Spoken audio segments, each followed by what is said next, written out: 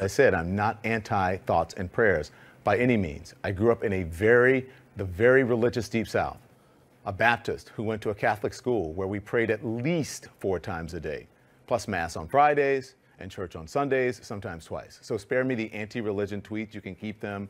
I won't even read them. I don't care. All right, Don Lemon on CNN is talking about everyone posting thoughts and prayers, thoughts and prayers. He said even President Obama did that, thoughts and prayers after the church massacre.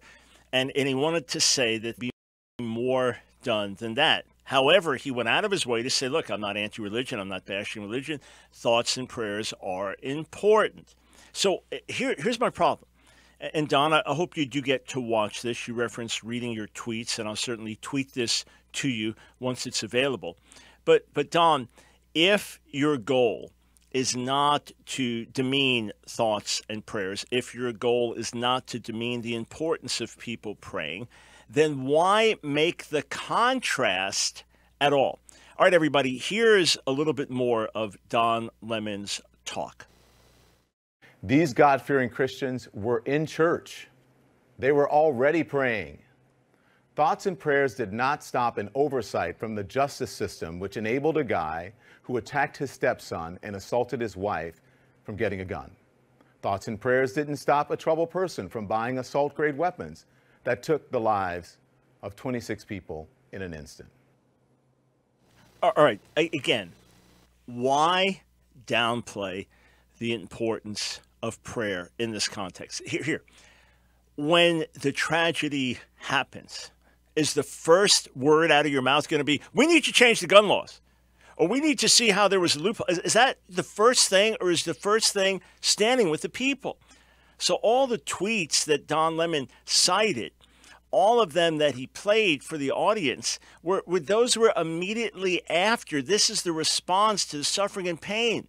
All right, right now, people hanging between life and death, are they going to be helped? We're going to fight and pass better gun laws, if that was the solution. Is that going to help? No, right now, pray for those people. And what about those that are in agony and bereaved right now and coming to terms with half their family or 2/3 of their family or 3/4 of their family being ripped away from them in this world? And what about those that survive the trauma of what they're going? You better believe right now the most important thing we can do is pray for them. And listen, knowing God and praying does not mean that we won't experience trouble and difficulty in this world. Everybody does. But we're asking God to help us in the midst of it and to give us his grace to sustain us in the midst of it. Why make it an either-or thing? Why even have any contrast? To do so, and Don, I speak to you directly, to do so gives the appearance that you are demeaning the importance of prayer and demeaning the importance of God's intervention. And I ask you again, the bereaved right now, they need comfort from heaven. They need comfort from the Lord. Those that are hanging between life and death, they need not only the best medical care, but perhaps a miracle to make it. That's going to happen through prayer, not through changing gun laws. And here's the other point of it. There was an oversight. There was an error.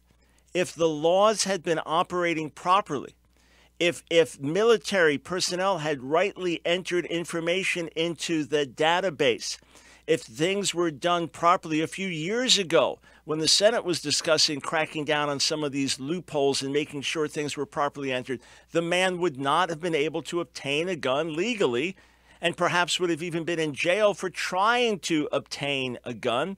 And the tragedy could have been prevented. So to contrast this with thoughts and prayers, number one, makes no sense, because we're not just praying with our eyes closed. It's not like we're praying, oh God, help me when I cross the street to not run into a truck. No, we cross the street with our eyes open. We live in this world with our eyes open, and we pray because God is God and can do things that we can't do, and we lean on him in every situation. All right? So prayers are always crucial, and prayers are always going to come first. And along with that, how about enforcing our current laws? Now, at the end of the talk, Don Lemon talks about how many weapons should someone be able to have and what kind of arsenal do you need? Do you need body armor? Okay, that's a whole other discussion, and that's a fair discussion to have. But let us not have it in the context of thoughts and prayers as if there's anything wrong with that being our first response and there's anything wrong with that being our always response. No, it is not the only thing we do.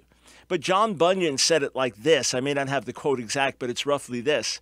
There are things you can do more than pray after you have prayed. All right? But the thing that comes first is prayer.